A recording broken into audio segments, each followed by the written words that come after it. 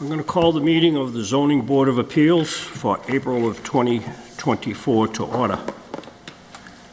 The board members sitting tonight is member Steve Lianis, member Monique Greenberry, Fire Chief Brian Nardelli, member James Sweeney, and chairperson Kenneth Galligan. Our zoning enforcement officer and superintendent of buildings, clerk of the zoning board, is Mr. James Plouffe. Our recording secretary tonight is Monica Fragazzo. I would ask everybody that's in the meeting tonight, if you have an electronic device, a phone or whatever, either shut it off, put it on vibrate so it doesn't affect the meeting. If you need to use the phone, please go out in the corridor to use the phone. This meeting tonight is being televised. It is live. It is being recorded both visually and audio. So just be aware that it is being recorded. Prior to the start of tonight's hearing, there is an opportunity for anyone that may want to withdraw from the hearing prior to the start of the hearing. Is there anyone here tonight that wants to withdraw? Seeing none, we'll move forward. The order of the petition presentation will be, when I call the case, the petitioner will come up to the podium and explain to the board why they need a special permit, variance, whatever the circumstances are relative to the case. When the petitioner has finished their presentation, I will ask the board members if there are any questions of the presenter. Following that, I will close that portion of the hearing and then I will open it up for public discussion. I will ask first if anyone is here in favor. You can come up to the podium, give your name to the clerk, and explain that you are in favor. And if you want to explain why you're in favor, that would be helpful. Following that, I will ask if there's anyone here that's in opposition. Same thing, if you want to oppose whatever is being proposed, you'd come up to the podium and explain your opposition. Following that, I'll close that portion of the hearing. I will then open it up to any elected official that may be present that may want to speak on the issue. Following that, I'll ask if there is anyone in the auditorium tonight that has a question relative to the testimony that has been given. Following that, that will conclude the public discussion relative to the issue. I will then open it up for deliberation among the board members. This is the time in the meeting when the 5 board members will debate and talk about what they have heard tonight and how it relates to the zoning issues and the zoning regulations. At some point, you will hear a board member make a recommendation to grant. If that is seconded, I will call for a vote. The clerk will then call the vote, and at the end of the vote, he will tell me what the vote is, and I will announce to everyone what the vote is and whether or not the petition has passed. In order for a petition to pass, if there are 5 affirmative votes, the petition will be granted. If the vote is 4 favorable, 1 negative, the petition will be granted. If the vote is 3 in favor and 2 opposed, the petition will be denied. So that is how the meeting will be run tonight. Board members, we all set to get started? Mm-hmm. Okay.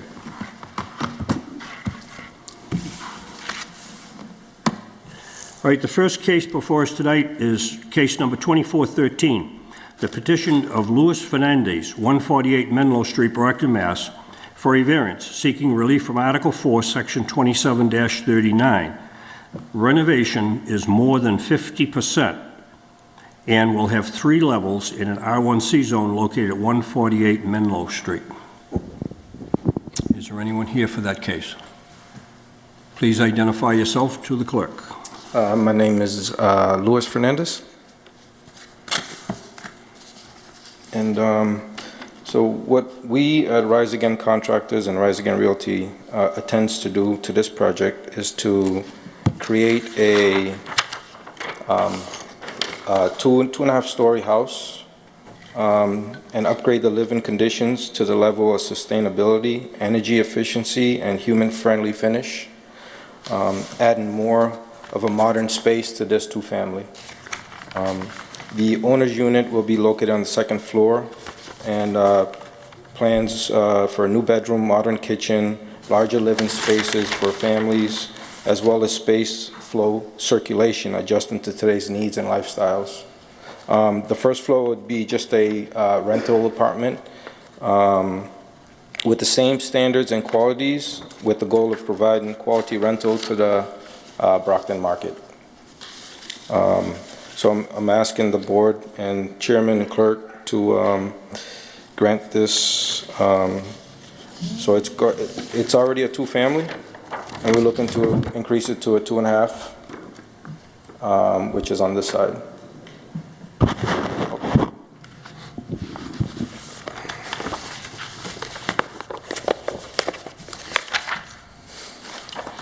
Okay, you're requesting a variance because you're in a single-family residential zone.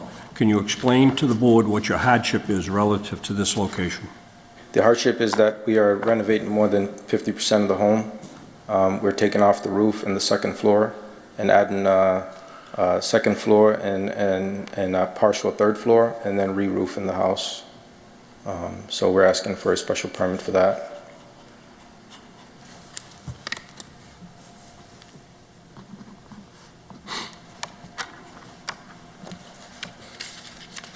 What will the third floor consist of?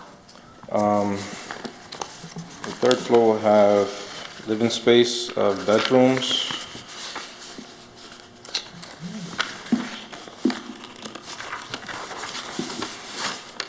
So the third floor, this is the plan here. It would have a master bedroom, walk-in closet, another bathroom, and master bedroom, and another bedroom, and a study on the third floor. So that would be the owner's unit. And the first floor would have the living spaces like kitchen, another additional bedroom.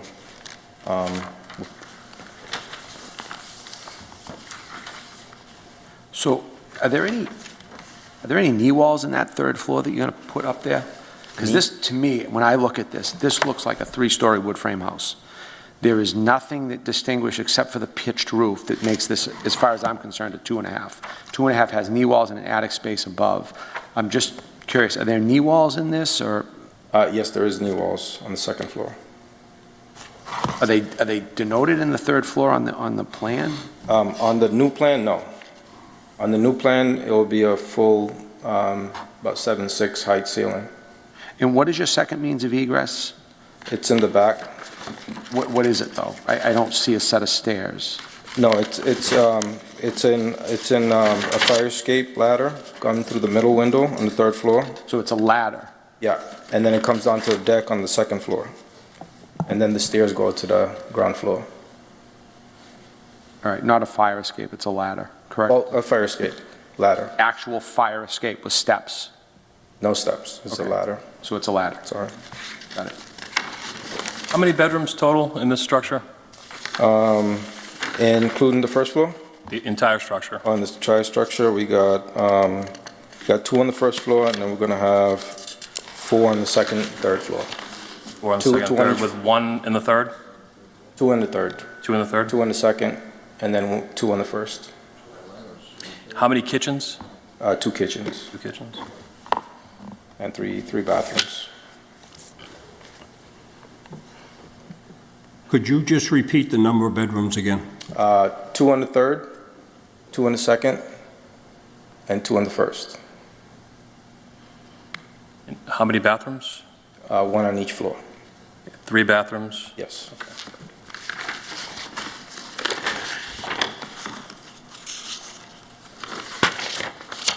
On the plans that you submitted, existing conditions, that's Plan A-101.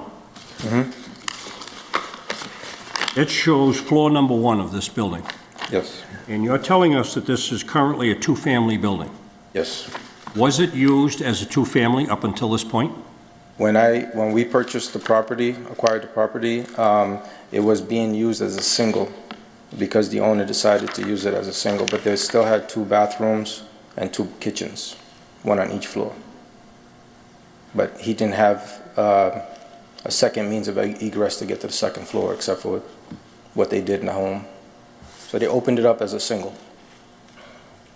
All right, the reason I asked that question is the plans that show floor number one here, there are no bedrooms on floor number one. This is a traditional 1.5-story wood frame with living space on floor number one and bedrooms and bathroom on floor number two. So it would appear to me that this is a single-family house. So at some point, you're saying it was a two-family, but it went back to a one? Yes, according to the records that I found, it was, it's a legal use two-family. It had two kitchens, two bathrooms, and we were under the impression after we doing research that we would just like make it a little bigger of a two-family. The owners that owned it before, I spoke to them and they converted it to a single, and they didn't use it as a two-family. But they still had two kitchens and two bathrooms. I would think that if this was granted or was used as a two-family in a single-family residential zone, that once they gave up the two-family and went back to a single-family residential, then it goes back to a single-family residential dwelling. Is that correct, Mr. Building Inspector? That is correct. So technically, this is not a two-family, it's a single-family home that at one time may be classified as a two-family, but it lost its two-family status when it went back to single-family, because it is no longer in a multifamily zone. If you look at the map, you probably saw where the zone line is. This is in the R1C zone. So it's a single-family house that you now want to create a two-family house. Agree. That make sense? Yes. All right, so that's probably why I picked up on the first floor that there are no bedrooms on the first floor. Floor number one has no bedrooms. Yeah. Okay, so this is a single-family house right now, and you want to make it into a two-family. Yes, Three-family. two-family, 2.5. Just two-family. Well, I don't know if you can call it a 2.5. Will the ceiling height and the walls be full dimensional up on the top floor? We have up to 35 feet, but I think it's, the elevation right now is at 32 feet. So I believe it's going to be like a 7-foot, 7'6". But my definition of a 2.5 is you have slanted ceilings on the top floor. It appears from your plans that's not the case. It's full dimensional 90-degree corners at the wall and the ceiling, which makes it a full 7.5 foot, whatever the ceiling height's going to be. So it's 3 stories high 3 stories, yes. with an attic that will not be occupied. Yes. No, I would call it more of a crawl space up there. There's not much room in the attic. Right, it appears though you can't even stand up there. No. Okay, so the way I understand this now is that we're looking at a single-family dwelling that you want to add a full second floor and a full third floor, and you're telling us that whoever lives on floor 2 will also live on floor 3? Yes. So their living area will be floor 2 and the bedroom area will be floor 3? Yes. There will be 2 bedrooms on each floor, plus a living area on the second floor. There's no living area on the 3rd floor. No kitchen, just 1 bathroom. Right, I saw that in the plan, right. So if this were to be granted, there would certainly be a stipulation that this cannot be more than a 2-family dwelling. Correct. You could not later convert this to a 3-family because it resides in an R1C zone. Yes. So if there was any intent to create a 3rd apartment on that top floor, you would have to come back before zoning. You understand that? Yes, I understand. So your hardship is that you want over 50% of expansion. Can you embellish us a little bit on why you need to do what you do at this particular house? When we saw this home, I saw the 3-family next door, and further down I saw more multifamilies, and I thought it would be a great opportunity to come into this community and add more housing for the city of Brockton. That's the reason why we took the opportunity to purchase this home, and it's been since October. I was under the impression that doing my research that we wouldn't have a problem with this because it's already a 2-family according to public records, but I was told otherwise when we applied for the permit. That's because of the 50% expansion. Yeah. So in your presentation, in the documents that you gave us, you indicated to us that this was a two-family dwelling. Yes. And you wanted to expand on the two families. I think we've determined now that it is a single-family house that you want to convert into a two-family with the same living space on floor 2 as floor 3. In other words, the same family would live on floor 2 and 3. Yes. And a separate family would live on floor number 1. Yes, correct. Can I ask a question? Sure. I don't mean to sound confused, but I'm looking at the main floor and I'm seeing 3 bedrooms on floor 1. It says, I don't know if your stuff is mislabeled here, or maybe those aren't beds, they look like beds. You looking on the plans, the building plans? And the one that says, it's the first one, it says main floor, and I'm seeing 3 bedrooms. Maybe I'm not looking at this correctly, but. Yeah, and the back end there, it shows it as a bedroom, yeah, that's a 3rd bedroom, I'm sorry, yeah. So there's 3 bedrooms on the first floor. Yeah. I just want to make sure our counts are right Yep. here. There are 2 bedrooms on the 2nd floor, and there are 3 bedrooms on what will be potentially the 3rd floor. Two on Correct? the 3rd. I see 3 bedrooms there too. The other one's a study. No, there's got a a bed in study it. there. Oh, yeah. No, that's a walk, you see how it says, he didn't take the bedroom out, but it says WCLT, walk-in closet? There's a bed there. I know, I don't know, I just noticed it now, but that's a Okay. walk-in closet for All the right, master. I'm just, well, again, I'm just telling you what I'm looking at, that's Yep, why. I got you. So I've got a question. This is a massive undertaking for the structure. Why no walkout on the second egress? We can do a walkout. But what you've It's- presented is what we have to decide on. Yeah, no, I understand. I'm assuming that their architect decided to do the ladder coming down off the 3rd floor. The 2nd floor has a walkout onto a deck, and then stairs going down to the main floor, ground floor. Okay. So what I saw on the top floor, it says WCLT. You're saying that's a walk-in closet, Yes. and yet it's as big or bigger than several of the bedrooms, and it shows a bed in the room.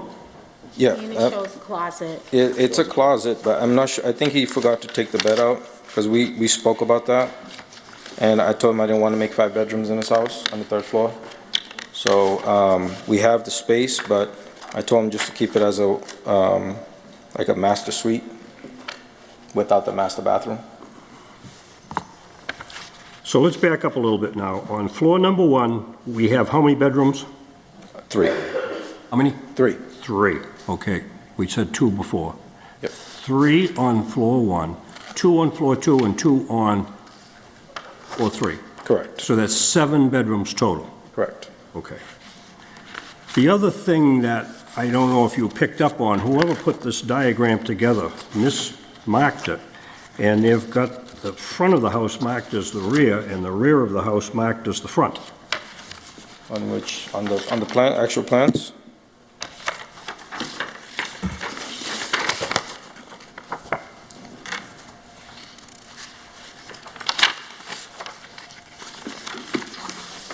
A201.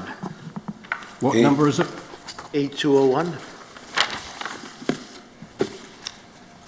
It says the ZBA plan. Yeah, this one. Yes, he definitely made a mistake there, the architect. The front I is think the to- back, and the back is the front. I think to our point, it's very frustrating when we're trying to look at something now Yeah, I that see we it. can't even, I mean, Yeah. I can't make heads and, tails, that's what I'm saying. What you're telling us is not what we're seeing, so.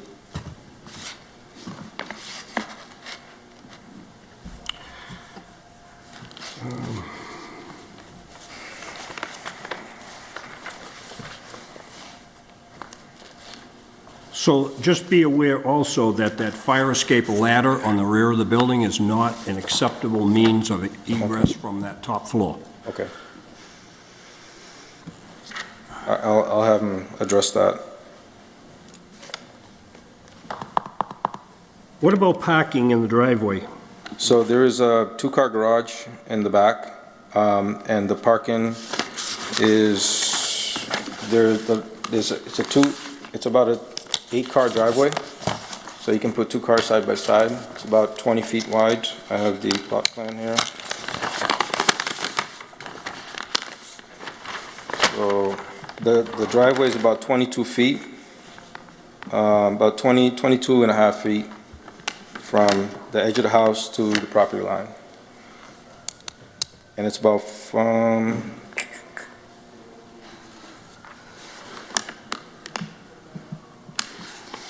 and I would say it'd probably fit about 8 cars in that driveway. So each side, each unit would have a side to the driveway, similar to the house next door. All right, so it's 22 feet from the house to the property line, and, you know, we're looking at green space here, which is another 4.5 feet from the 22, and there's got to be green space up against the house. I'm just saying that that 22 is a figure that is going to diminish. All right. So I think at this point we've established that we have a 1.5-story wood frame. You want to convert this into a 3-story wood frame with all 3 floors, full dimensional height, with the idea that one family will live on floor number 1 and another family will live on floor 2 and floor 3. Correct. The fire escape in the back of the building is not an acceptable means of egress. One of the problems is that ladder is from a window in a bedroom.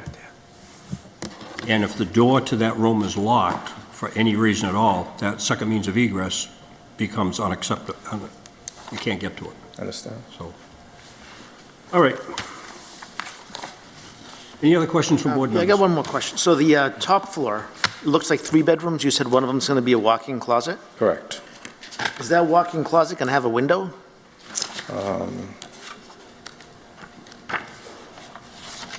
There's 2 windows in the front.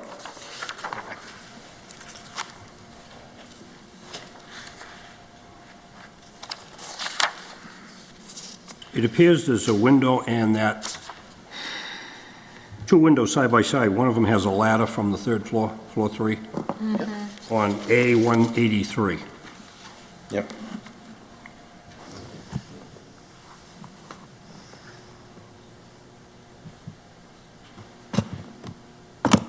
That certainly is a huge walk-in closet for a dwelling of this size. But if you say it is a walk-in closet, I guess it is. All right, any other questions from board members? I do. So from the study on that top floor, where is your plumbing coming in? There's the plumbing. Yeah, where's the plumbing? Is it in the, looking at the top floor diagram, is it in the front of the building, you know? Yeah, it's coming from the front, middle is the sewer. Front middle, near the front bedroom / study area? Yes. Okay. Thank you. A301, I think, shows that plumbing. Okay, thank you. Looks like they stacked it.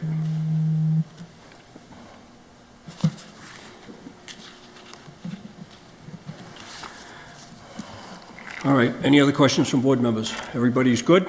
I'm going to close that portion of the hearing. Is there anyone here that wants to speak in favor? Seeing none, I'll close that portion of the hearing. Is there anyone here that wants to speak in opposition? Can you zoom? Seeing none, I'll close that portion of the hearing. Is there any elected official who wants to be heard on the issue? Seeing none, I'll close that portion of the hearing. Is there anyone in the room that has a question relative to the testimony that has been given tonight? Seeing none, I'll close that portion of the hearing. That concludes the public discussion. I'll now open it up for board deliberations. Board members. I just have some, obviously, concerns about the egress and about what we're seeing versus what actually may be. This is basically a 3-decker as far as I'm concerned, not a 2.5, but that's just from what I look at that as. Well, I think when we get into more than 50% of a structure and adding to it, you know, what it does imply and why there is a rule is because it does imply other means of living. Where you have your third floor set up is basically a third, I mean, the study is a kitchen. That's, if the plumbing's coming in, that's an easy convert, and there's really, you know, it's a stretch.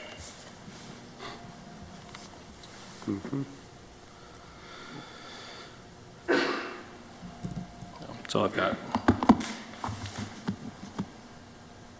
Well, one of the things you got to consider on this 50% expansion is the character of the dwelling in relation to the neighborhood that it sits in. So, according to zoning, they are allowed to expand that 1.5-story wood frame by 50% in floor area. And of course, anything beyond 50%, they have to come to us. And I think he needs to show us a hardship as to why he wants to go beyond that 50%. So I think in your decision, you'll have to take into consideration the hardship that was presented relative to going beyond the 50% expansion.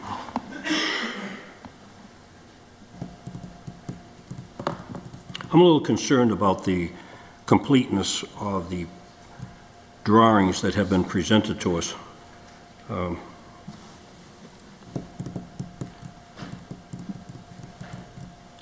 think there's some indecision here on my part anyway, relative to what's being presented to us. Motion to approve. Second. Actually, on the motion, did we put this out to the public yet? Did we what? Did we do the public part of it? It's all done, Okay. all done. So what you're voting on is to allow him to expand this building over 50% of its current square footage.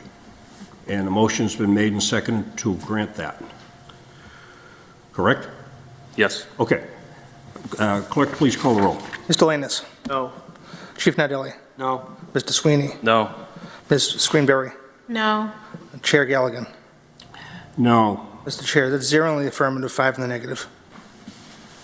All right, the vote is 0 in the affirmative, 5 in the negative. The petition as presented is denied. Thank you, members, board, chairman.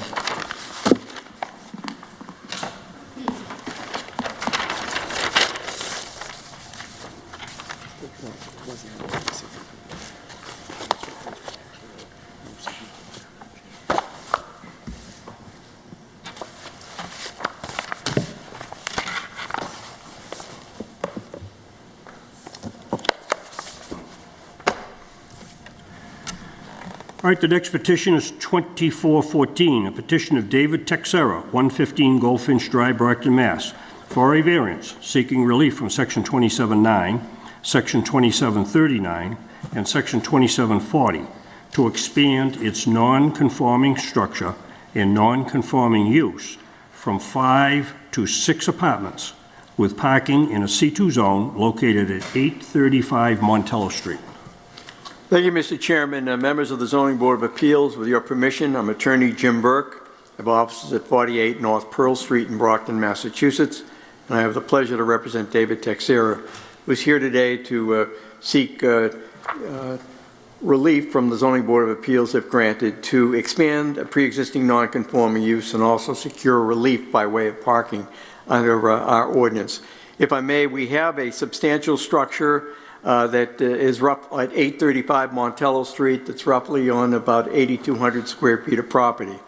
The property was, in fact, a pre-existing 5-family non-conforming use in C2 zone. I will add, as I identified in my brief, at some point the owner of the property reduced that usage from a 5 to a 4-family. Still, it's a non-conforming structure. There was a substantial fire this past spring, or last spring, I should say, which resulted in substantial damage to the interior, but basically left the exterior structure of the property as a whole. Mr. Texera purchased the property, and with the assistance of his architect, is presenting to you plans, hopefully for your consideration, to allow you to expand the pre-existing non-conforming use from a one-time 5-family to a 6-family structure. Essentially, as a result of the substantial damage, it's going to be a substantial economic impact that would require the expenditure of significant funds to make the renovations to bring this property back to a useful residential structure and provide housing in the city. Part of the development plans, as the architect has shown you, is to raise the roof. Essentially, he had a two-story with a peak. Now, what he seeks to do is to create a modernized structure, as you can see from the plans that are presented to you, so that you'll have 6 units, which will be as shown in the layout on the individual plans. There is, in fact, parking, which will be 10 total spaces. There are 2 in a garage, and there are 6, as shown on Mr. Farrier's plan, that he'll be able to go over and identify in greater detail. Because of the current requirements of the zoning ordinance, we would need a variance for that specific use from the board if it sees it appropriate. And in fact, as we have seen in many developments, with a 6 use and a 10-story, or a 10 parking area, you're roughly at 1.5 plus a guest space. So hopefully the board will consider that there is sufficient space to allow the property to be developed. Basically, in conclusion, what you have is an unfortunate event that resulted in the structure being uninhabitable. You have a successful and experienced developer with an architect coming in and creating a modern utilization into a 6-unit property that we think will benefit the neighborhood, will not impact negatively on the surrounding multifamily homes that exist here today, and will not be a significantly greater impact on those homes, and is, I believe, in harmony with the existing neighborhood. So I'm going to let Scott provide the overlay of the development plans that you have in front of you, and we'd be happy to answer any specific questions when you wish. Go ahead. Thank you, Attorney Burke. Again, board members, what we've got is... Mr. Ferrier, if you could use the microphone, please. There you go. As Attorney Burke said, we have 8 surface spaces, 6 across the front of the lot, perpendicular to the building, parallel to Montello Street, 2 behind the building, and then 2 in the parking garage. There's existing bituminous pavement and concrete areas on the side of the building and the back of the building, so we'll just be expanding that a little bit just to have a turnaround. We're still providing green space around the front and the side of the property. Existing landscaping will remain in place. The 10 spaces meet your zoning requirements as far as size, adequate egress from the parking area on Montello Street. Adequate utilities are available, and as part of the building permit process, we'll have to meet the City of Brockton stormwater management requirements, so we will have an infiltration system proposed to handle any increased runoff from the roof and from the parking area, so that'll be part of the building permit process. We'll handle that runoff issue. That is it for me. Very good. Board members, any Total questions? bedrooms in the structure? 2 per unit. 2 per unit, okay. And they're all basically identical, and they're split front to back? Yes. Okay. So do I understand the building's getting completely raised? No. No. I believe gutted and rebuilt from the inside, but the walls, right. Yeah, well, just so I know, when I look at this, the front, it'll be a center entrance now, Correct. and it squares it off. Is that what I'm seeing? So the That's entrance will be correct. changed. Yep, so it'll perfectly square off where you've got those couple of jogs in the front currently. Okay. And the second means of egress is off of the rear of the building through those double doors, correct? Is that what Correct. I understand. So there'll be basically 2 apartments on each floor, north and south apartments. Exactly. Center Identical to entrance, each other. front main stairwell, and the rear egress will go onto that porch that then comes down the back of the house. That's correct. All right. And the use of the basement will just be a basement? I would assume or- just utilities Okay. and storage for Okay. the tenants. Okay. And the 2 parking spots per apartment, that looks to come out like it has 10, correct? That's correct. Okay. And we got, well, we have, in total, we have 6 apartments? 6 So- units, okay. 10 spaces. All right. That's all. If this were to pass, would the applicant be opposed to putting an architectural lighting on the building? Not just a door light, but something that makes it look a little bit more, it's a modern structure is your building here. Would that be an issue? I'm I sure. think the answer would be no. Okay. Cosmetically, if it's architecturally, if So just a soft, subtle, if it's brand new, just putting it out there. Thank you. I think under the current zoning, anything that's more than 4 apartments has to have exterior lighting. Well, what I've seen. Incorporate that when with the- Mr. Chair, respectfully, what I've seen in the process when we comes out, when I asked this, it's just a door light. For example, Pleasant Street near the liquor store, I've asked the same thing, and it's just a light bulb, and that's not what I'm referring to. So I think we'll make it a lot more specific in those instances, but we're looking to make it look nice. My thought is, when the building permit, they're ready for building permit, they can interview with Mr. Plouffe and get suggestions as what might be appropriate, Okay, alternatives. okay. Thank you. Would there be any appetite of potentially taking down the garage to add and make it 12 spots? The only thing with that, If it fits? yeah, I think the only thing, Chief, it would essentially just be 2 spaces. Still, even with that little green space and the encroachment? So you take out the garage and you would just replace Okay. it with the same 2 spots, understood. Yeah, it wouldn't add anything.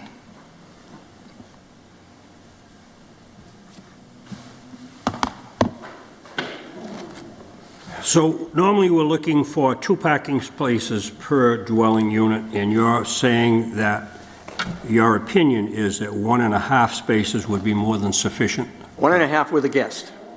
Pardon me? 1.5 with a guest, I think it would be, because half would be 9 spaces, and we'd have 1 extra, so. All right, when I look at the parking spaces, when you look at your plan C2, which is the plan to accompany zoning board, it shows parking space number 1 and number 2 as the first 2 spaces coming in from Montello Street.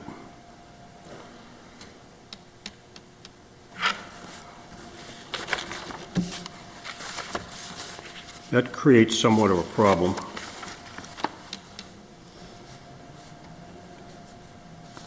In 2753, subsection 2, it specifically states that no parking can be set up in the setback area between the building and the front property line.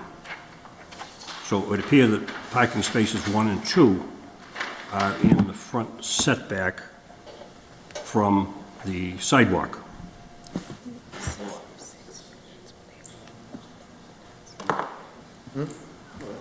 We're dealing with a dwelling that's in a C2 zone, but when I look at this, the location of parking spot 1 and 2 is right at the sidewalk. If this were a residentially zoned area, that would pertain to those 2 particular spots. Where at C2, there is some leeway here because of C2, but I think we've got to look at the fact that this is being used as a residential use in a C2 zone. So I'm kind of tying some things together here. Understood. Thank you. Now, when you look at position number 6, that has a rounded area to the left-hand side. If you carry that line out so that it's 18 feet from the concrete walk, it seriously closes in the area for parking space 9, 7, and 8. I'm just concerned that if somebody is parked in position number 6, and they don't park absolutely perfect, parking spaces 7, 8, and 9 are going to be locked in. It's only about 12 feet between the garage and the building. There is very little green space here. Obviously, looking at C2, green space is not a big issue, but in anything to do with residential, I think green space is something that you have to consider.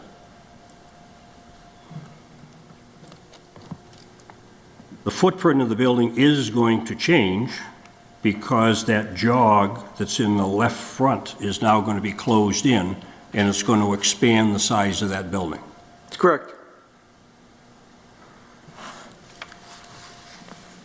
Okay, my concern is that at one point, this was a 5, then it went to a 4, and now we want to make it a 6. And in order to get the 6, we are going to pretty much use the entire yard for parking. And even in the case of a garage, I know that lots of times we look at those 2 spaces in the garage as 2 parking places, but in the real world, those 2 spaces in the garage are probably going to end up being used for storage of some type. That's usually what happens. So on the plan, it shows that there are 2 covered spaces in that garage. But over time, that changes. There's virtually no parking on Montello Street. On East Nilsson Street, there is parking on the north side, there is no parking on the south side.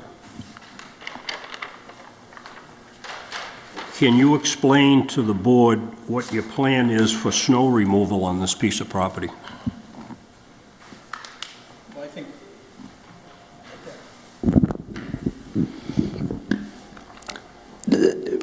I guess a couple of answers on all of those points, Mr. Chairman. The parking area that we're showing is essentially all existing.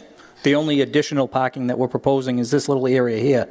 The rest is all concrete and bituminous currently, and has been in that condition. So the green space across the front, along the north side and the rear is pretty much what's been there all along. We're just adding to it in this area to get those cars in and out. As far as the snow removal area, there's substantial area. Typically, we use 10% of the paved area for snow removal.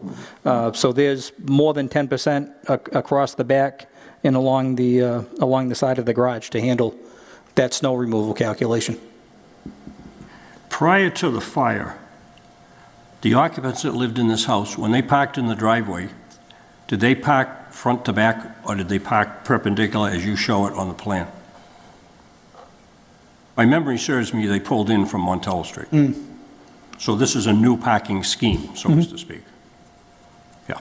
Yeah, I'm sure they did. It's probably more convenient, and they would just block each other in if they needed They to. were lined up. Yep. Yep. So we just try to lay them out so we don't have cars blocking cars that the board typically has been against in the past.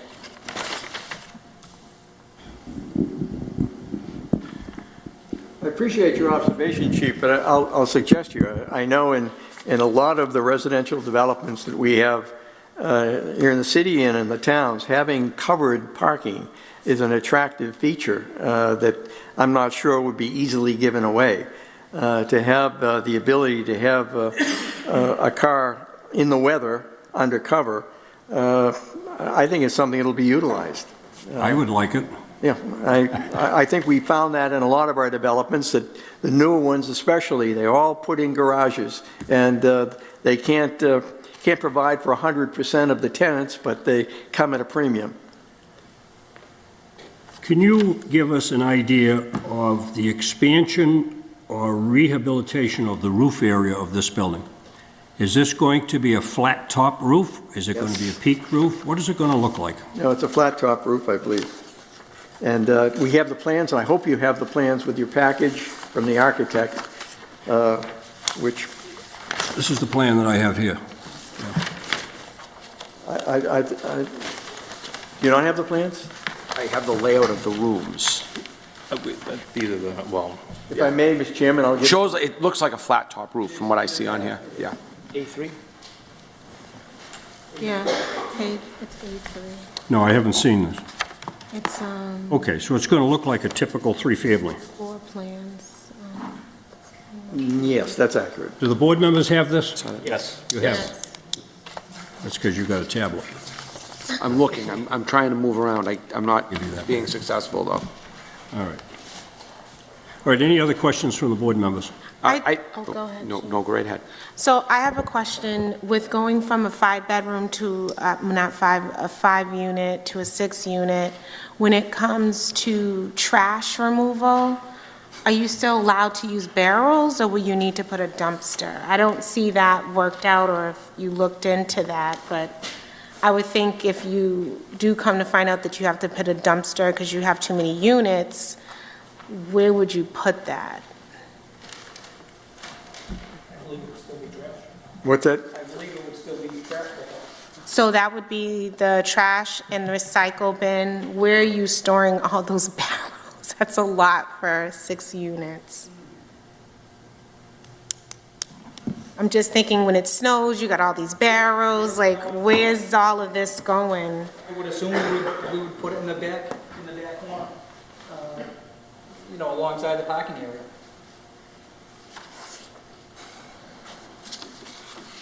I'm not sure that the city will pick up individual containers from a 6-family unit. I thought it was shut off like at 4. I could be wrong, but I think there's a cutoff. At some point, you have to put a dumpster in. Yeah, okay.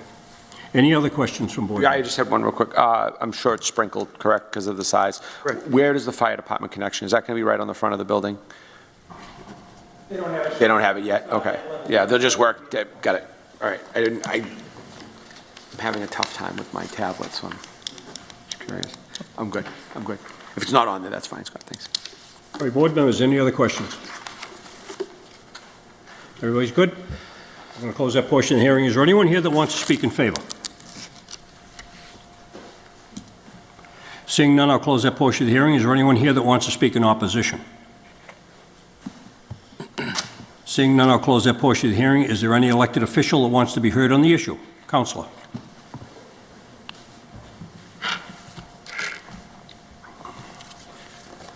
Good evening. I'm Susan Nicastro. I represent Ward 4.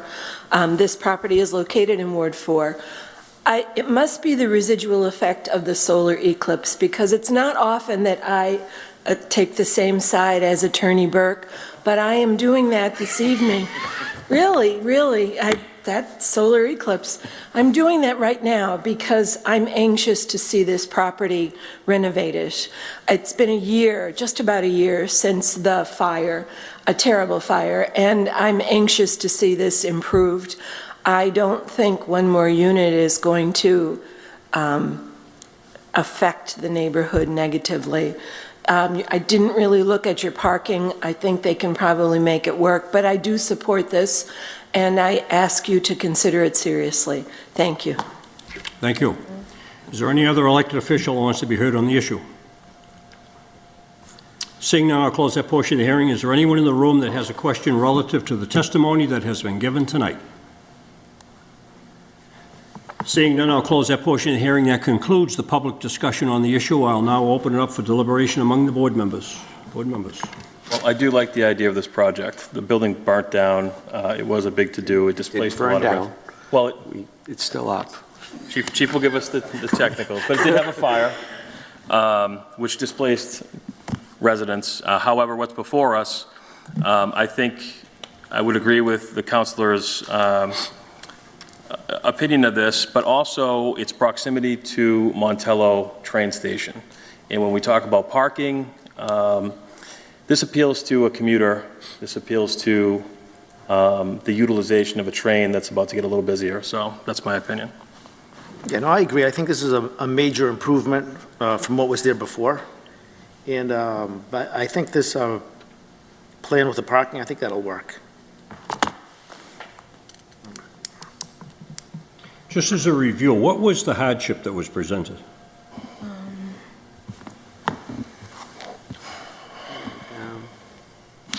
That there was a fire, I took as the hardship. Was it the financial? Yeah, fine. There was a financial component, yes, because of Of the excessive renovation. Yeah. Motion to approve. Second. Motion has been made and seconded to grant a variance to allow the expansion to 6 apartments, and also permission to allow for 1.5 spaces per parking unit.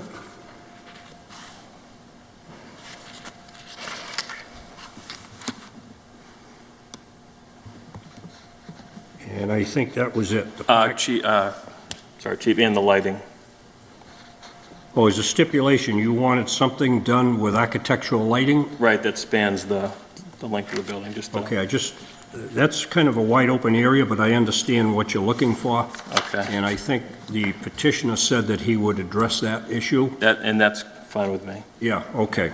All right, so we're granting a variance to allow it to expand to 6 units and to allow parking at 1.5 per parking space rather than the conventional 2. Motion has been made and seconded. Will the clerk please call the roll? Mr. Lannis? Yes. Chief Nardelli? Yes. Mr. Sweeney? Yes. Ms. Greenberry? Yes. Chair Galligan? No. Mr. Chair, that's 4 in the affirmative, 1 in the negative. The vote is 4 in the affirmative, 1 in the negative. The petition is granted. Thank the board for its time.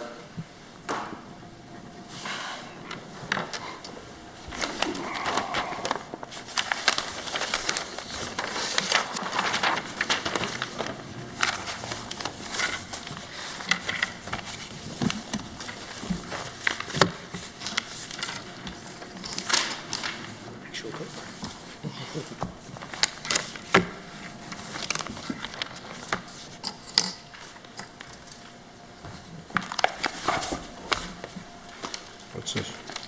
The letters that you need, just so you have a hard copy. Oh, these are the ones you electronically sent to me? Okay, got it. All right, the next petition is 2415, the petition of Warren Avenue Mobile LLC, 761 Warren Avenue, Brockton, Mass., seeking to modify the variance, the previously granted variance, to expand the hours of operation from 5 a.m. until 1 a.m., 7 days a week, located at 761 Warren Avenue. Mr. Chairman, members of the Zoning Board of Appeals, I'm Attorney Jim Burke, of offices at 48 North Pearl Street in Brockton, Massachusetts. I have the pleasure to represent Mr. Nadeem Sattar, who is in fact the principal of Warren Ave Mobile LLC. Mr. Sattar is an experienced gas station owner. In fact, he currently owns the Shell station on East Ashland Street and Quincy, at any rate, East Ashland Street, and owns roughly 10 Shell stations and 5 independents.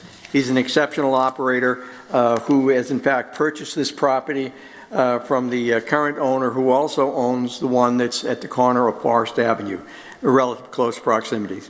One of the issues before you, the principal issue before you, is that when this pre-existing non-conforming use was brought before you years ago for a variance, certain hours were set for its operation. And those hours were 6 a.m. to 9 p.m. The unit gas station that currently operates probably within 1,000 feet of it currently operates from 5 a.m. to 1 a.m. in the morning. You basically have an unequal economic competition between the 2 units. Mr. Sattar is essentially seeking to have this board allow him to increase the hours that's consistent with that of the neighboring station, to allow some economic parity in terms of the neighborhood. Mr. Sattar is an experienced operator, as I've said, so they've reached out in great detail to the members of the community at large. You have in your folder, I assume Monica received them earlier today, various letters of support relation to the change of hours. Nothing will change in terms of the layout of the structure. Nothing will change as it relates to the use that's currently being applied. I will say that I noticed in my brief I made it an error. One of the variants that was previously granted was to allow the sale of beer and wine. Mr. Sitar doesn't allow any alcohol sales in any of his businesses. So there is, in fact, no beer and wine that's being sold currently from the premises, and there will be no beer and wine sold in the future on these premises. Basically, it is being used as a neighborhood local store to provide a benefit to the community and easy accessibility. The key here is, I think, when you come before the zoning board in something like this, where you're asking for a change of hours consistent with what was down the street to 1 a.m. in the morning, you've got to take on faith who the operator is. Because if the operator is going to cause a problem with the community, then it causes a problem with this board and the constituents that are represented by the individual councilors. Because of his experience and professionalism in the area, we can basically assure you that he's going to run a clean business operation that will not have and will not negatively impact the surrounding neighborhood, even with those expanded hours. In fact, he has one of his neighbors here today who is going to, at some point when the chair allows, speak in favor of it, and it's Senator Rapatikas, and he is here because he's known him for a number of years as an exceptional operator and will speak in favor of that. So I would basically suggest that through equity and fairness, we look to create a level playing field for the operation of this station as compared to what currently exists down the road. We are not changing the footprint in any way. You just have a new experienced operator who's going to make sure that however it's run will be consistent with good harmony in the neighborhood and not provide an imposition on the surrounding homes that it services as the local convenience store. And again, I would ask that you consider the fact that including the neighbor exactly right next door, which if you look is really right physically next to the premises, and she has indicated her assent to the expanded hours of operation. So I can be happy to try to answer any specific questions, but Scott, if you'd give a quick layout and rundown, because I don't think anything's changed, but so that the board can see the consistency. You still have the repair place in the rear. That is a separate tenant. It is not run by Mr. Sitar. The tenant is here.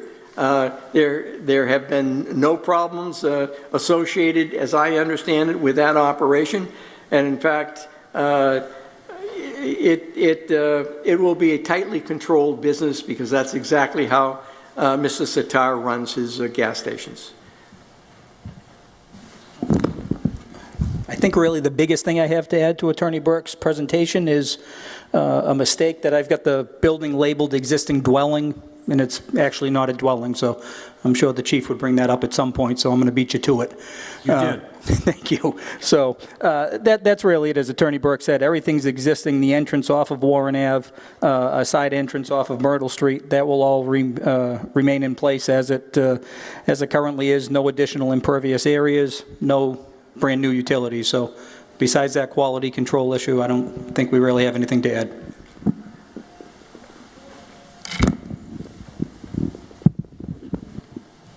How long has the petitioner been operating out of this location? He acquired the property in '23, so it's a very brief period of time. Okay. And under that time, any sightings by the city, any things of that nature? Absolutely none. The other gas station that you say has the 1 o'clock shutdown time, is that the one at the corner of Warren Ave and Forest? It is. The owner owned both of these stations. Before? And they sold this one to Mr. Sitar.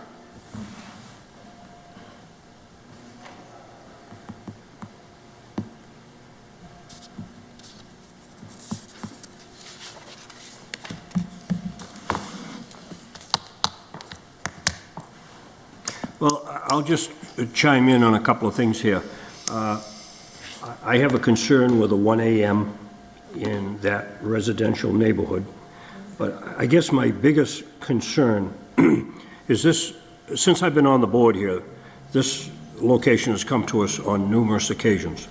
There has been some problems in that area in the past, and I believe that what we heard tonight is that the potential operator of this gas station has a good record.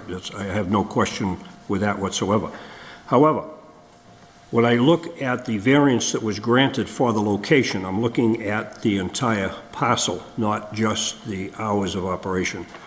So I know tonight we are pretty much confining our concern to whether or not we should expand the hours of operation from 9 o'clock at night till 1 o'clock in the morning. The owner of that property was given a series of requirements in order to allow that gas station to operate and the repair facility to operate in the same location on the same parcel. When I look back at the granting that we did in 1997, there were very specific things that had to be done to that property and to maintain that property, such as no cars that were unregistered, a dumpster location, green space, trees that were supposed to be planted to protect the residential area on the south side and the west side. A sign apparently on Warren Avenue that prohibited cars from coming in from Warren Avenue, had to come in from Myrtle Street.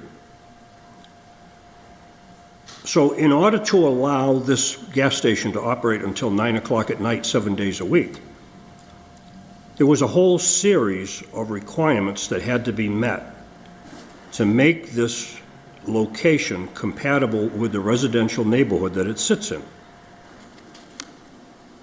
When I went down there and looked at the situation, I'll tell you that virtually nothing that was required in that zoning decision in 1997 has been done. In my opinion, the yard down there is a disgrace. So the petitioner that's before us tonight confines his operation to the gas station in the front and pumping gas, and I certainly appreciate what we're going to be voting on. But I do need to say that the owner of that property, who apparently owns the gas station out front, and I assume he is a tenant of that owner, is that how I'm reading this? The repair facility is a tenant of the owner of the property, correct? The petitioner that's before us tonight, is that petitioner a tenant of the property or the owner of the property? The entity that owns the property is controlled by Mr. Sitar. So he controls the property, the whole location down there, That's correct. and the repair facility is a rental from him to do Also whatever correct. they do in the back? Okay. Just to get that straight. Yes. If this is granted tonight, I would certainly expect that the new owner of this building would conform to the requirements of the zoning regulations that were granted in 1997 that were very specific to keeping this property so that it looked presentable in a residential neighborhood. That has not been done. That backyard down there is a disgrace. I am amazed that we haven't had more complaints about that area down there. But what we were assured when we granted the variance to this location, that all of this would be done and it would operate in concert with the residential area. So I just think that that needs to be said to the owner of the property, who now is the operator of the gas station, that there are numerous requirements from prior zoning that are still in effect, that have not gone away, that obviously the previous owner did not take care of. If this is granted, I would presume and I would expect that the new owner of this property is going to adhere to the zoning requirements of 1997 and clean up the mess that's in that backyard? Well, I can tell you that the one thing that my brief dealings with Mr. Sitar have been is that what he wants to do is he wants to work with the community. He's not, an independent operator that wants to just work on his own. He understands community relationships, and I'm sure he'd be more than happy to work with me in terms of reaching those issues. I'll suggest to you, I believe the prior owners of this station have numerous issues in other places, and I'm not sure they were particularly good operators. You're dealing with somebody now who is a good operator, who will in fact work with the community and try to get, I'm not surely specific, and I'm happy to find out what the specific issues are and have them dealt with. Off the top of my head, they apparently have gone unreported, and there haven't been any enforcement actions as it relates to that. So, as they say, it's had a lot of years down the road.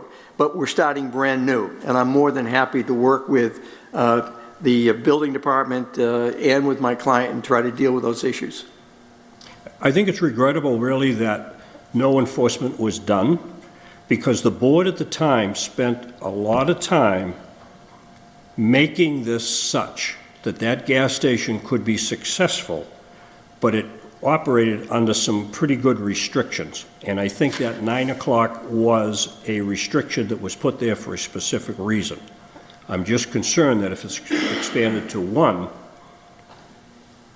I guess it's almost like a liquor license, that if he's granted a 1 o'clock and he wants to shut down at 11, that's his choice to do that. He doesn't have to stay open till 1 if he doesn't want to. But he has the opportunity to stay open till 1. I think this is an opportunity in this forum for you, as the representative of the owner of that property, to make sure that he understands that the property that he purchased comes with a lot of restrictions. And whether those were made known to him when he purchased the property, I don't know. But something has to be done down there with what's gone on and what the place looks like right now. And if you say and can vouch for the fact that he would address those problems, that's certainly going to be an asset to the neighborhood down there compared to what has gone on. So real quick, Mr. Chairman, can I ask, this increase in time is only going to affect the gas station, or because he's the owner, would this now affect the repair shop in the rear as well? No, we're happy to have a stipulation that it only relates to the gas station. I think that that's needs the to be intent. made very clear. Only because that could, I wouldn't want that to be a sleight of hand, I guess is my question, because we have a number of, and I know the council from that ward is here, and I know we've dealt with a lot of issues in that area of the city with repair shops that are not holding up their end of the bargain. I can just take a second to answer your question. It says the south and west property lines have 15 feet of green space with mature plantings from the rear of the garage. Pumping gas and repairs not to be done on Sunday. So that would have to come out too, because you're talking 7 days a week. Yeah. Yes. Okay, got it. Hours are Monday through Saturday, 6 a.m. to 9 p.m. for gas, and 8 a.m. to 6 p.m. Monday through Saturday for repairs. So the hours for the repair shop were specifically different than out front. And that would remain? That would remain? They're not asking to change the repair shop. They're only asking for relief from the gas. And now, as I read this, we're going to have to, if this is granted, you would probably want relief for the Sunday also. We want 7 days a week. Well, I think we asked for 7 days a week. Right. Yes. Okay. All vehicles stored on the property must be registered vehicles. No parts vehicles to be stored on the property. No more than 6 vehicles to be stored outside, and the vehicles must be stored in the rear parking area. No auto body repairs to be done at the property. The present underground gas storage tanks cannot be used and must be removed. That was done because the station was abandoned at the time, and the tanks came out of compliance. So the state law required that the old tanks be pulled and new double-wall tanks be put in. That's what that was. So there was very specific requirements for the repair as opposed to the gas. So what we're voting on tonight is strictly amending the hours to allow it to go to 1 a.m. 7 days a week. That's correct. And you've certainly heard about the concerns of the board relative to what has taken place down there. I will work with them on it as soon as we're finished. Any other questions from the board members? I've got one question. If approved, would the applicant be against putting the designated area around that big sign, and there's an outlined parking stripe, and make that little corner a green space? I mean, just basically where the, the big sign is. Yeah, and there's just, that whole corner, there's no green on that property at all. Right, it doesn't seem like it would impact the business at all outside of being aesthetically a little bit more pleasing to the neighborhood. All right, to answer your question, granted with the stipulations that the front curb cut be eliminated and the northeast corner at the intersection of Myrtle Street and Warren Avenue behind the former curb cut be landscaped around the sign. So it was in there in 1997. Okay, good. So apparently there was a driveway that came in next to that sign that they had to close off and then landscape the sign area. Okay.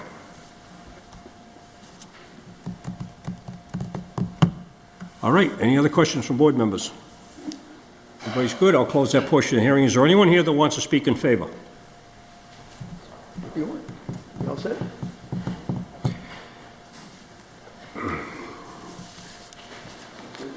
Please give your name to the clerk. Yes, Enrique Tortiega, Address? Araneva 760. Across the Speak street? very well English. You live across the street? Yes, front to front the gas station.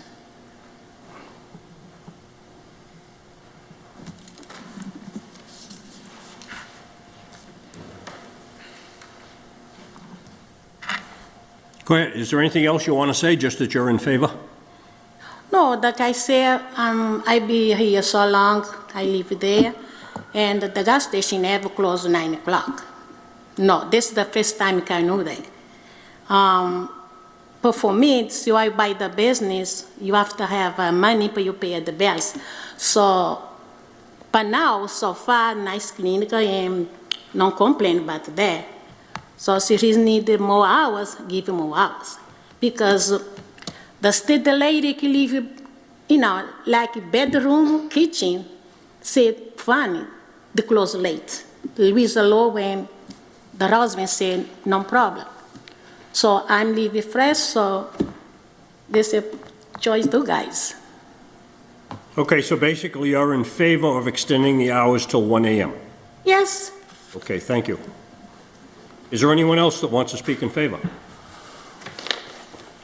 Thank you, Mr. Chairman, members of the Zoning Board of Appeals. My name is Leonidas Raptakis. I'm a state senator from District 33, which encompasses Coventry. I've been elected since 1996, and I've known Nadeem Sattar since 2007 when he purchased a Coventry shell located at 642 Washington Street in the town of Coventry. He also has another shell station in the adjoining community of West Warwick.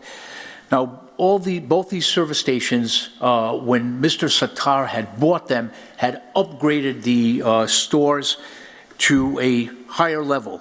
The Coventry store is in a densely populated neighborhood in the middle of my district, and the hours of operation are from 5 a.m. to 12 midnight in the Coventry location, and the West Warwick store is from 5 a.m. to 1 p.m. And the demographics are almost similar to Brockton. It's the eastern side of Coventry, which is a suburban area, and also West Warwick. Mr. Sattar operated both these facilities since 2007, and in Coventry in 2011, the Town Council of Coventry granted him another store, a Game of Smoke store, which is a smoke shop, which is open from 8 a.m. to 11 p.m. He's had a stellar record. There's been no problems with the Coventry Police Department or with the town officials knowing him to be part of our community for 17 years.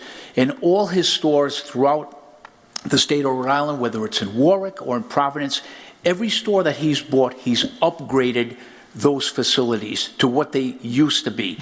And basically, he's done an outstanding job. And I know this facility, he just purchased it in September of 2023. But again, I'm here to support Mr. Nadeem Sattar for what he's done in our community. Very clean facilities, plenty of parking, greenery. So I think that he would definitely work with the town of, with the city of Brockton and with your zoning board, Mr. Chairman, to abide by your restrictions or any other recommendation that you see fit. And thank you very much. Thank you for your participation. Thank you. Is there anyone else that wants to speak in favor? How you doing, board members? I own the repair facility at his location. Pardon me again, where are you? I own the repair facility at his location. You speak into the mic. I own the repair facility at his location. The garage behind it? The garage we were talking about? Yes. Okay. Since I moved there, when I first got there was about 3,000 tires. That was an expensive ordeal, but I cleaned it all out. I cleaned out half of the place back there. The only thing I haven't done was plan anything, but I didn't know anything about that. They have done tremendous work on the property. The property used to look like not so good, but since they got there, they've upgraded the property. My main thing that I'm happy about, there's no more mice in that store, and I'm very happy with it. They've done everything they can to better the community. I don't see why they shouldn't be granted it. They run the business to the T. And what else can you ask for of anybody to run a business that perfect? To the point that I've even learned there's a new location, and I go there as well. Okay, I guess the concerns that I expressed, you have taken note of. Yeah, when I've been there since 2017. Trust me, I've been through 3 owners. He's the only owner I've seen that has done anything. I just want to make sure that you understand that there are restrictions on that piece of property. Now I'm learning about it. So once you delegate it to him, he will be delegating it to me, and we will address it from that point on. But I never knew there was tree stipulations, greenery stipulations, any of that stuff. Even the dumpster, how you said it had to be enclosed. When they came down there, they looked at it, they said that the whole yard is enclosed. What's going on here? Even I don't know to this day, but they did grant licensing back there. Well, it's ironic when you speak about the dumpster, because it was very specific in the 1997 granting that that dumpster shall not be located at the southwest corner of the property. I didn't know anything about that. And that's exactly where it's located. I didn't know anything about that. Well, I think this is good that this is in a public forum, because you need to understand that as a tenant on that piece of property, that there is a lot of things that probably are in your bailiwick that reflect on the owner of that property.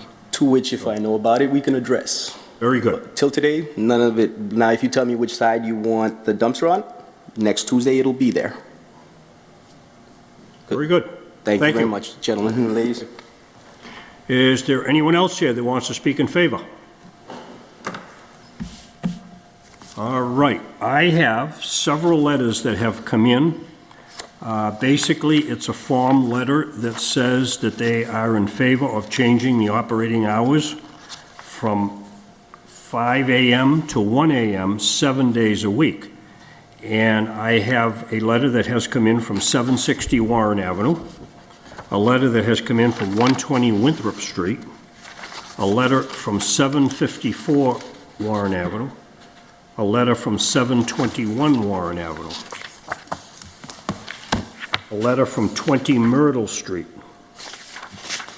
781, I said, 771 I mentioned, and 120 Winthrop Street. The only one that is not apparently a close abutter to this property is that Winthrop Street letter. It sounds like everybody else that has submitted a letter is in close proximity to this location. Okay, anyone else wants to speak in favor? Seeing none, I'm going to close that portion of the hearing. Is there anyone who wants to speak in opposition?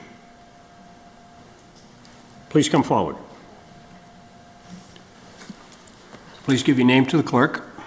My name's Deborah Nordine, and I own the property at 766 Warren Ave, which is directly across the street from, the gas station.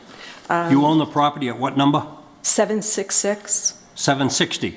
766. Okay, good, thank you. First of all, I would want to acknowledge that I think the new owners have done a great job in terms of, upgrading the location and the changes they've made. I know they've, spent a lot of money, so on and so forth. So, that's all positive. They've done a great job in that regard. But I do have, concerns about extending the hours. I think that that's really to be open until 1 in the morning. Opening at 5 a.m. to 1 in the morning, I think is really excessive, in that residential area. And let's see. There's issues there. I mean, there have been a lot of issues, over the years, which we're not, we're talking about the present, I understand. But, there still are issues when you live there. When you live there, there can be a lot of noise between, vehicles, with a lot of stereo systems, so on and so forth, horns, lights at the gas station. There is a lot of activity that can impact the quality of people's life, particularly at night. My concern is that, the later the station is open, the more it invites unsavory activity and, criminal activity, because there have been issues. There are a lot of issues in, the neighborhood and so on and so forth. And there have been issues at that site in the past, and I know we're talking about the present. So I do have those concerns. I think, being open 20 hours a day is a bit excessive in that location. And can I just, one thing that was mentioned earlier was about that one-way sign, to not enter in one location going into the gas station, which is still there mounted on a cement piece that says one way, but it seems as though people don't acknowledge that. So what I see a lot of at the gas station is you have people coming in this way and coming in this way, and they're nose to nose. And then that, I observe conflict there. And I think that's an issue which I hadn't cited here, but it was addressed a little earlier. And that's something I think, I don't know how they'd get around that, to have all the cars coming in one way. I think that's at some point going to create a major problem. So those are the, some of the issues that I'd like to, address. And I just think the hours are very excessive. I understand there's a competitor down the street. I didn't even know that gas station down the street was open till 1 o'clock. I'm very surprised. But yeah, so, thank you for your consideration and, support. And that's it. Thank you. Thank you. Good job. Yep. Is there anyone else here that wants to speak in opposition? Seeing none, I'll close that portion of the hearing. Is there any elected official that wants to be heard on the issue? Councilor. Good evening, Mr. Chairman, board members. I'm in opposition to this based on the quality of life issues that it may cause. Nothing against the business per se, but when an entity is open that time at night in this city, it tends to draw the dirt bike crowd, the quad crowd that's running around late at night, or just people who are out late celebrating. It'll be a magnet to it. It'll be the only entity probably in the neighborhood that's open at that time of night. That's my major concern, that the residents there deserve a peaceful nightlife. And I think the hours as they are now are more than fair. So I ask you to deny that for those following reasons. Thank you very much, Mr. Chairman. Thank you. Is there any other elected official that wants to be heard? Councilor. Thank you. Good evening. Susan Nicastro, Ward 4. So Warren Avenue is the demarcation. And the side of Warren Avenue that this service station is on is Ward 3, which is why you just heard from the Ward 3 counselor, Mr. Griffin. And across the street is Ward 4. And since I started wearing this crown in 2018, I've had a lot of complaints about this station. And I think it goes back 2 owners, actually. And unfortunately for them, I drive by it on my way home from City Hall, from meetings here. And so there have been many nights, especially during the budget and so, that I was traveling by at midnight. And so I confirmed for myself that they were still open, that this was happening. And enforcement is a real challenge since this is, these hours are being set by zoning as opposed to by license or some other entity within the city. Enforcement has been a real challenge. That all said, many complaints.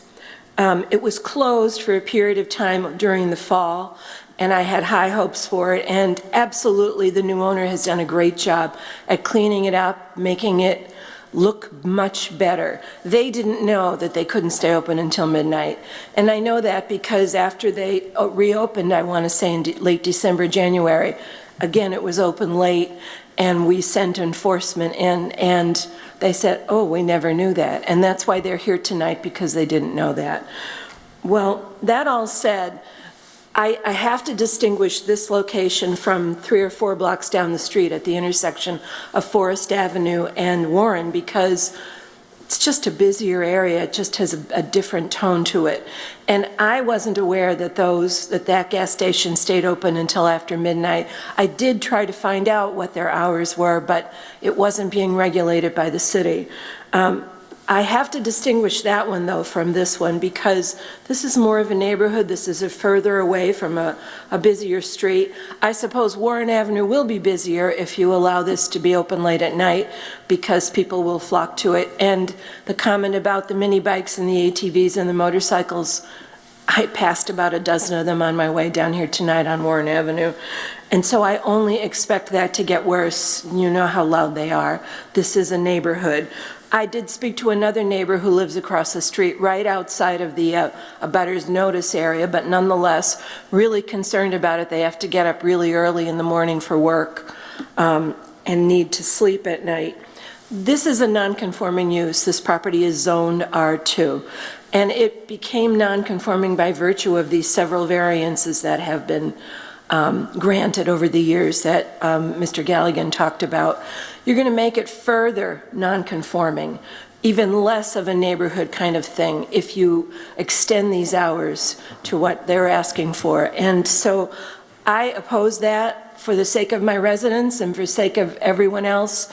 I would like to see you vote no on that, leave the hours the same. I would appreciate it if you would consider that seriously, because I do get a lot of calls about this property. Thank you so much for listening. Thank you. Is there anyone elected official who wants to be heard on the issue? Seeing none, I'll close that portion of the hearing. Is there anyone in the audience that has a question relative to the testimony that has been given tonight? Seeing none, I'll close that portion of the hearing. That concludes the public discussion. I'll now open it up for discussion among board members. Well,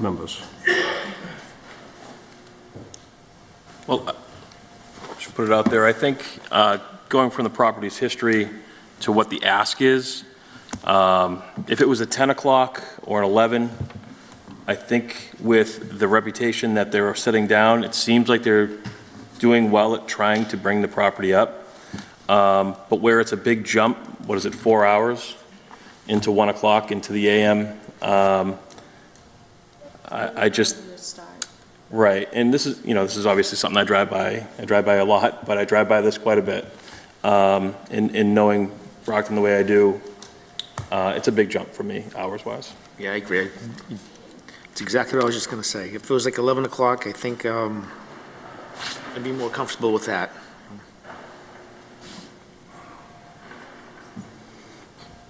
Motion to approve. Second. The motion has been made and seconded to grant the extension of hours from the current 5 a.m. current 5 a.m. to 9 p.m. to 5 a.m. to 1 a.m., 7 days a week. Will the clerk please call the roll? Mr. Lanus. No. Chief Nardelli. No. Mr. Sweeney. No. Ms. Greenberry. No. Chair Galligan. No. Mr. Chair, that's 0 in the affirmative, 5 in the negative. 0 in the affirmative, 5 in the negative. The petition is denied. Take the board for its time.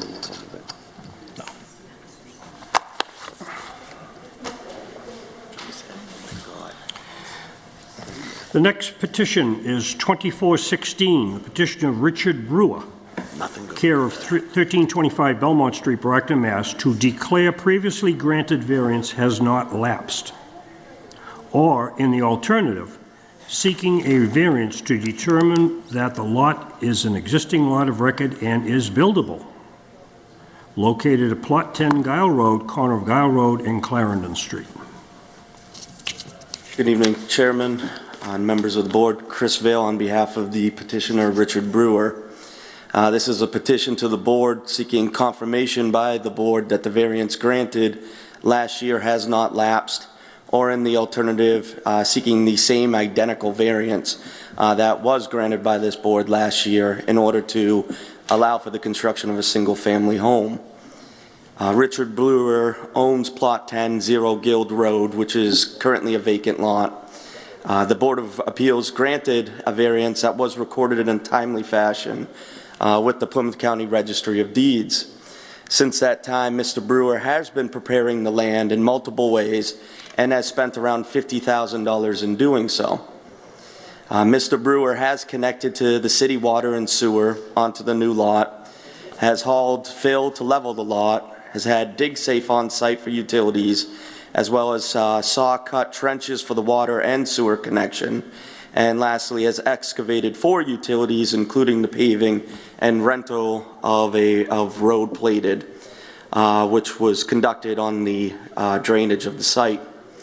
All this work has been done in which they believe was a timely fashion due to winter and colder months, as well as the unfortunate event that Mr. Brewer did become ill during this year. But a building permit was applied for on February 28th of this year, which was subsequently denied on March 11th with instructions that Mr. Brewer had to reapply to the Zoning Board of Appeals. In using the statute, whether the 2019 variance lapse, looking at case laws, it's very clear that it's about whether Mr. Brewer exercised within 1 year of granting of the variance, and not that a building permit needs to be necessary to exercise such a variance. As I told you in the present case, he did $50,000 amount of work within the year, and he did take several steps to preparing the site and venture of building this single-family home of this nature, which he was hoping to get built or start building actually of last month. So it is our belief, I did mention a bunch of other previous cases that has gone to the board, that this is a similar situation for the petitioner with the fact that we do believe that he has exercised his rights and therefore the variance has not lapsed. However, in the alternative, we are asking the board to grant that same variance that you've granted last year, in which we do believe if we don't get the variance, the lot is just going to become a hardship where it's just going to be a vacant orphan lot, and it would not be in the best interest of the neighborhood and area in general. Therefore, to prevent building would be a hardship. And I can tell you with some of the topography why he had to put in fill, which is why the variance was granted in the first place last year. So based on all these reasons, I ask for you to approve the petition. Okay, there's two issues before us tonight. One is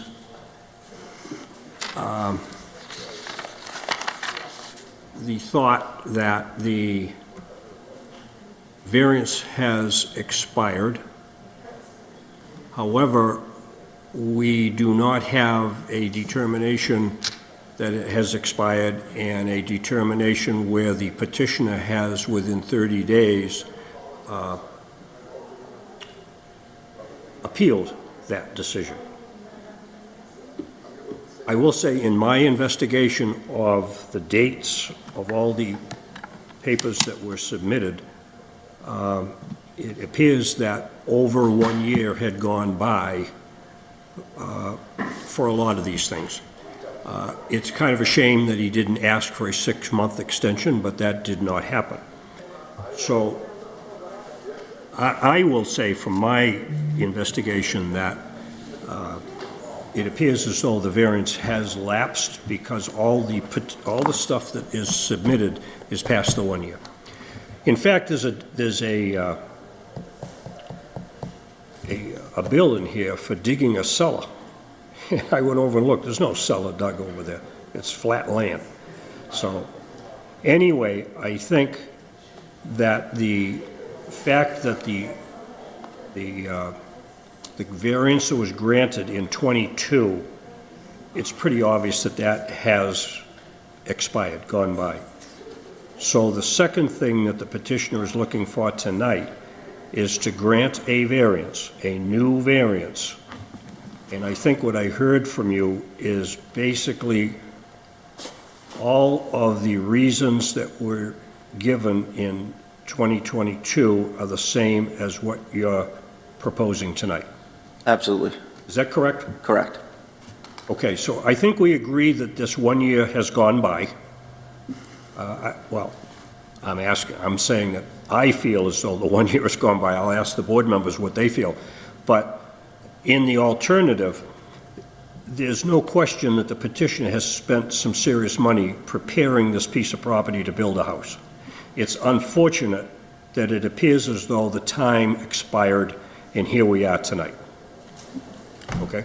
All right, Yes. board members, any comments? Just curious, why didn't the project get started? I believe it was primarily some health issues with Mr. Brewer. I know he was hospitalized with, I believe, a septic infection, which took many months of him being able to build. He works with his son, so they're a very kind of small family shop. So I know when that happened, it did stall for several months of them progressing. And then also, I believe, weather. Okay. So it wasn't as if it was granted and it just... He didn't mean to just sit on this, and I know that some topography and bringing in soil was also a big issue, where they were worried that there could be leaks or flooding onto neighbors. So they did it properly, where they addressed other concerns that they didn't even know about at first, to improve the property. Thank you. So, Mr. Chair, are we now going to vote? Do we have to take 2 votes on this potentially? No. I don't think so. Okay, so we're just going to go along? Well, like we I'll normally ask do? the petitioner. Are we in agreement that this has gone by a year? If we could just go forward with the variance. I think that's the proper way to go. All right. Yeah. So if you read the decision that was granted in 2022, I think what the petitioner said tonight, and for what I personally observed when I went there, it's pretty much identical to what we did in 2022. So Every plan is exactly the same. They did do some work, like I mentioned, but it's the identical same project and identical hardships. And one thing I noted on the plan, there will be no deck on the back of the house. I believe that's correct. Because that was going to interfere into the rear yard setback. There was a deck, and we removed the deck. They can do a patio in the back, but they cannot build a deck. Okay. So we granted relief from a rear yard setback from the house to the rear property line without the deck. That's fine. Yeah, we agree on that, okay. Yeah. So do we have to go through each level right now, or we've discussed it? Can we make a motion? No, I got to go through. Okay. This is a brand-new hearing tonight. Gotcha. The last granting of the variance is gone. Got it. So he's back here tonight, brand new. I think what I heard tonight is the petitioner presented hardships that were pretty much identical to what we heard before, and I don't think much of anything has changed, so. Nothing's changed. Okay, so that's up to the board when you make your decision, whether you want to make your decision based upon the hardship that he presented tonight, referencing the one for 2022. Okay. Okay. All right, any other questions from the board members? We're good? I'm going to close that portion of the hearing. Is there anyone here that wants to speak in favor? Seeing none, I'll close that portion of the hearing. Is there anyone here that wants to speak in opposition? Seeing none, I'll close that portion of the hearing. Is there any elected official that wants to be heard on the issue? Seeing none, I'll close that portion of the hearing. Is there anyone in the room that has a question relative to the testimony that has been given tonight? Seeing none, I'm going to close that portion of the hearing. That concludes the public participation in this hearing. I will now close that and open it up for discussion among the board members. A motion to approve. Second. All right, now let's be specific. Are you voting to approve Motion to approve a new variance, a new variance that mirrors the one? previously approved variance. Okay, got it. Second. Okay, motion has been made and seconded to grant a variance. Will the clerk please call the roll? Ms. Delaney. Yes. Chief Nadelli. Yes. Mr. Sweeney. Yes. Ms. Greenberry. Yes. Chair Galligan. Yes. Mr. Chair, that's 5 in the affirmative, 0 in the negative. The vote is 5 in the affirmative, none in the negative. The petition is granted. Thank you very much, everyone. 1 year. You got it. I'm going to start working on it ASAP. Thank you, everyone. Thank you. All right, that concludes our hearings for tonight, Staircase out. and I will entertain a motion to adjourn. Motion. Motion to adjourn. Second. We are adjourned.